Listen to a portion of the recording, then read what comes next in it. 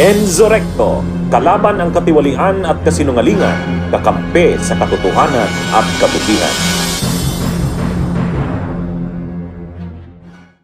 Sa totoo lang mga kabunyog, mga kababayan, sa totoo lang, medyo ang susunod na mga araw, mag-anticipate tayo ng mga kaguluhan sa Senado. Bakit ko sinasabi yan? Kasi sa susunod na mga araw, marami pang aarestuhin dyan eh. O di ba sabi ni Ombudsman Buying, within 2 weeks, actually si Ombudsman Buying ang nagsabi, May 28, Thursday, ipafile na ang kaso sa Ombudsman kay Jinggoy. Tapos within 2 weeks, ipafile yung kay Villanueva kasi tapos na daw. Kumbaga, finishing touches na yung kaso ni Villanueva. Oh. So sa tingin ko, mga 1 week na lang, ipafile na yung kay Villanueva. O, di another na naman yan. Matindi na naman yan. Ha? Mga kabunyog, mag-aano na naman yan si Cayetano. Magdadrama na naman yan na inaatake daw ang independence ng Senado. Marami pa yan. Si Chis Escudero, sunod na yan. Siguro mga 1 month pa yan. Si Marcoleta, hindi na rin magtatagal yan. Si Marcoleta, bakit? Kasi ang ebidensya mismo kay Marcoleta, yung mga sinabi niya eh. Yung mga sinabmit niya sa COMELEC, hindi naman kailangan na ng malaliman pang investigasyon. Ha? Mga kabunyog, mga kababayan.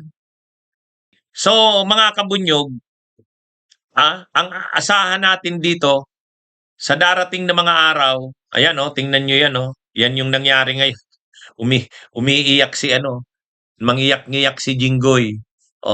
Tapos nakakunot noo si Marcoleta. Si Amy Marcos malungkot.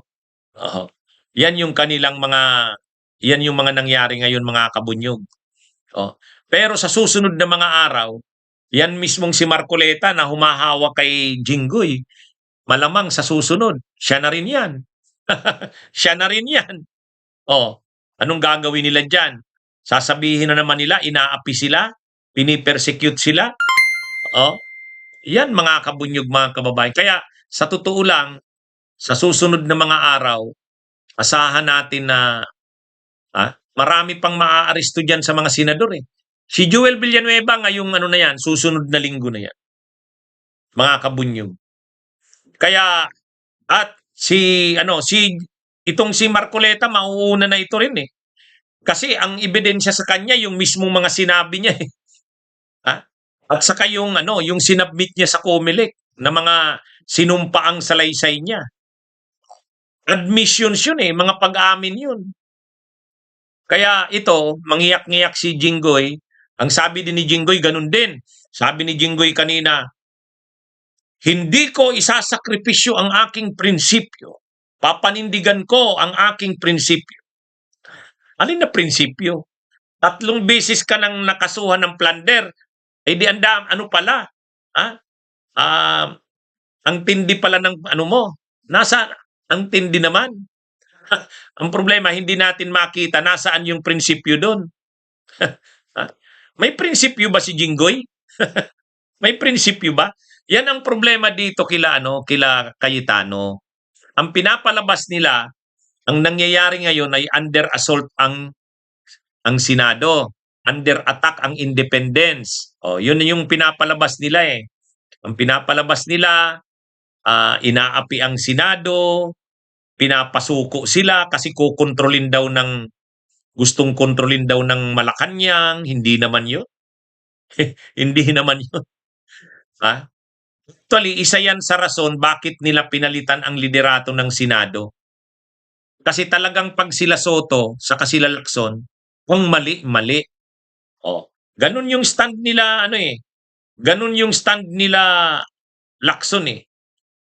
Ang stand nila Lacson, kahit kasamahan pa nila sa Senado, kung may kaso yan, walang magagawa. Kailangan niyang panagutan. Yun ang pagkakaiba ng liderato ngayon ni Cayetano. Si Cayetano hindi. Si Cayetano, gusto niya protektahan yung mga kapwa niya senador. Kung pwede lang, wag makasuhan eh. Ang problema, gumulong na yung kaso, nandun na sa ombudsman eh. At hindi naman nila kayang kontrolin si Ombudsman Buying. Pero sa totoo lang, natutuwa ang taong bayan dyan. Natutuwa ang taong bayan na gumugulong ang mga kaso na yan. Kaya lang nitong susunod na mga araw, dahil marami pa sa mga senador ang mga makakasuhan at maaaresto, kung ganyan ang gagawin ni Cayetano, lalabanan niya yung mga yan? Ano yan? Ang gagawin ni Cayetano? Nananawagan siya na mag-aklas ang mga senador. Parang gusto niya sumama daw sa kanya yung minorya, ipaglaban ang independence ng Senado. Anong gagawin niya? Ibabangga niya sa executive? Papalabasin niya na lahat ng itong nangyayari ay ginigipit ng executive ang Senate, ang legislative? Wala namang ganun. Sa totoo lang, ang taong bayan, ang pagtingin dyan, hindi panggigipit ng executive sa legislative. Hindi. Yan ay pagpapanagot sa mga dapat managot. Accountability of public officers. Yan yun. Yan yun. Kaya, natutuwa ang taong bayan dito sa nangyayaring ito. Kaya lang, si Cayetano, ipagtatanggol niya yung mga kapwa niya senador.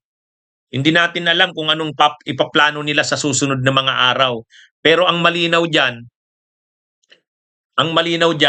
siguro pagdating na kay Marcoleta, pagdating kay Villanueva, may mga paplanuhin na naman yan si Cayetano. Maano yan scheming. Maraming napaplanong yan si Cayetano. Katulad nung nangyari kay Bato, planado ni Cayetano yun. Yung nangyaring putukan nung gabi na peke naman, pagtakas ni Bato, planado na naman yun. Itong ginawa ngayon na hindi sumipot yung mayorya, planado na naman yan. Yung plano nila ni Marcoleta na amyendahan ang rules para makaboto kahit absent ka, planado na naman nila yan. At sa darating na mga araw, may plano na naman yan. Kapag lumabas ang arrest warrant kay Villanueva, may plano na naman yan. Kaya lang mga kabunyog, ang mangyayari dito, mayroon tayong Senado na ang Senate President ay ang daladala ay kaguluhan ng Senado at kaguluhan ng bansa. Yun ang malungkot. Kumbaga, ang Senate President mismo ay pasimuno ng kaguluhan sa Senado at kaguluhan sa bansa. Lalong lalalim, titindi ang political tension ng bansa natin. Hirap na nga ang ating mga kababayan, pero mayroon tayong Senate President na ginugulo ang Senado, ginugulo ang ating bayan. So dapat mag-isip-isip na ang mga senador, yung mga may katinuan pa dyan. Payag ba kayo na ang Senado ay ganyan na? Magulo? Actually, pag kahit sinong tanungin mo, ang tingin sa Senado, magulo. Yan ang nangyayari ngayon. At yan ang makikita natin sa susunod na mga araw. Lalala pa yung kaguluhan na yan dahil kay Cayetano. Okay, mga kabunyog, mga kababayan, magandang araw sa inyong lahat. Mabuhay po tayo.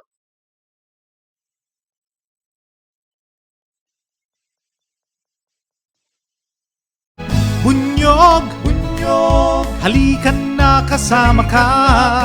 Bunyog, kapag buklod ay may pag-asa.